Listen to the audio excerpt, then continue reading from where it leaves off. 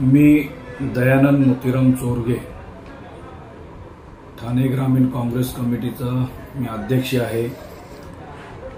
सध्या येणाऱ्या महाराष्ट्र विधानसभेची जी निवडणूक आहे त्या निवडणुकीमध्ये भिवंडी पश्चिम मधून मी महाविकास आघाडीमधून निवडणूक लढवत आहे।